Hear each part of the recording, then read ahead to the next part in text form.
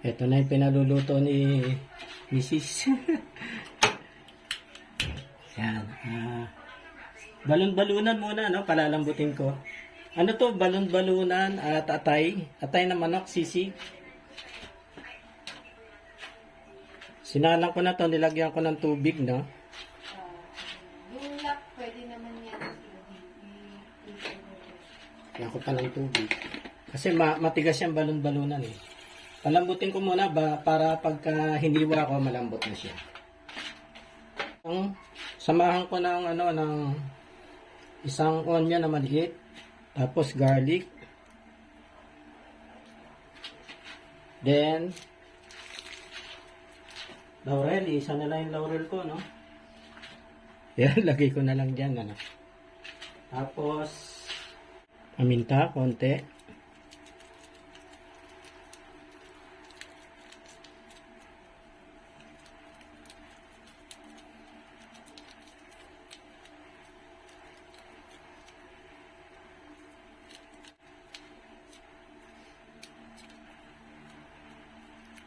Okay.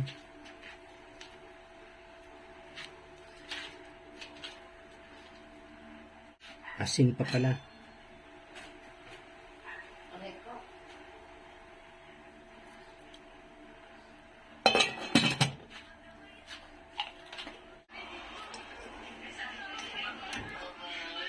Hangin ko na. Hihiwain ko pa yan na maninipis na.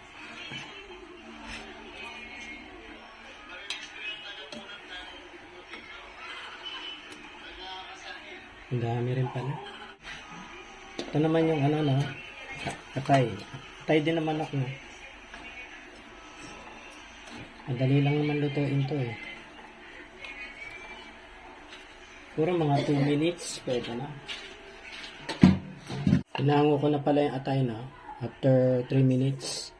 Tapos yung balon-balunan na yan, hinihiwa ko na lang. Ito na po sa pinag-isahan ng ng lumpia. Okay. Kailangan yung margarine, merong or butter, merong mantika pa rin, eh. Para hindi masunog. Lalagyan ko na. Mga 2 kutsara lang. 2 kutsara.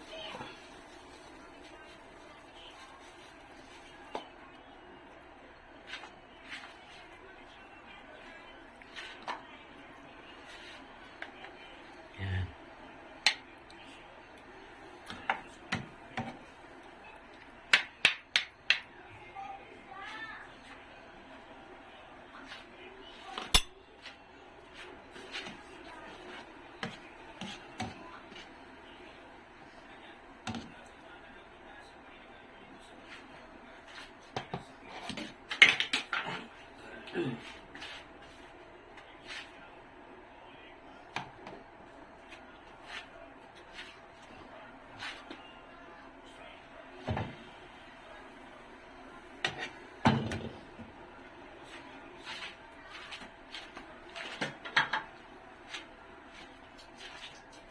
Luya.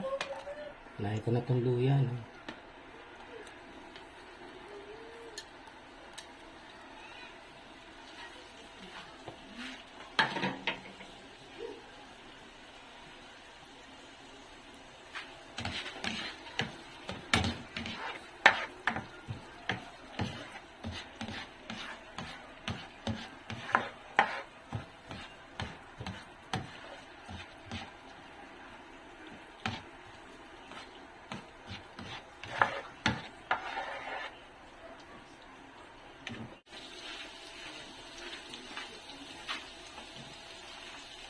Atay. Ito na yung atay, no?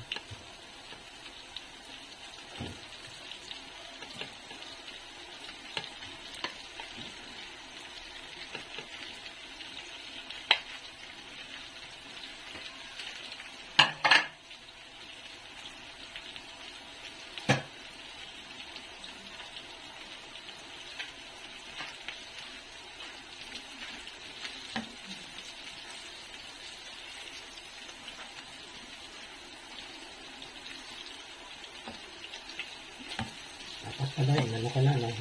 Hiniwa-hiwa ko na rin, no? Pero dudurugin ko na lang siya.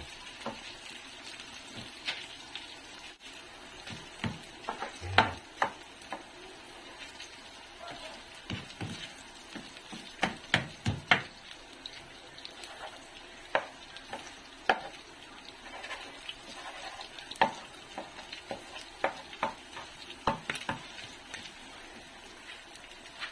Okay. Ang lagay ko lang ng isang itlog dito sa gitna. Yung itlog, ibasag niyo muna sa labas, no? Bago niya, ano kasi minsan, ano may sira. Tapos, ganun na rin. Makinaroon ba yan? Yan.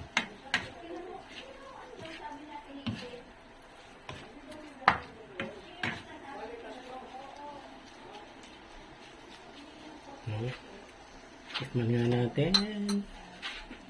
Oh, okay na siya. 3 pesos. Hmm?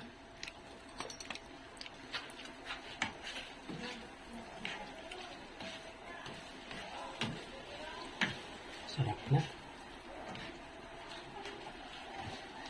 Simay ko muna, no?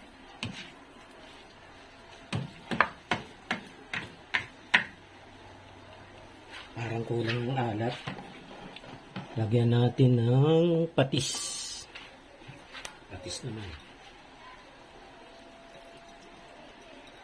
Iyan.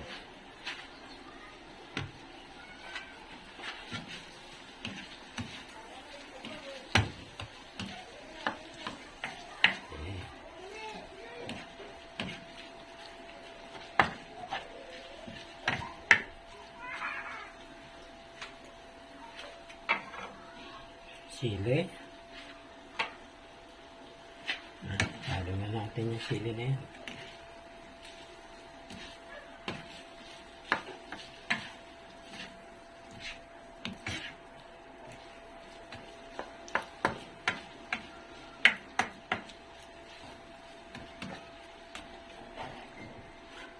Ayan na siya.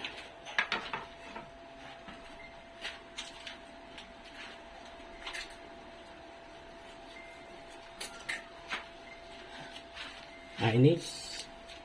Siyempre, hindi mawawala mayonnaise niyan. Ano lang, no? Ganito na lang kaliit. Tinatanong nila kung bayad na to yun. Okay, okay. Halo. Yan. Pag meron kayong sizzling plate, sa sizzling plate nyo gawin, ano? Para mainit na mainit talaga.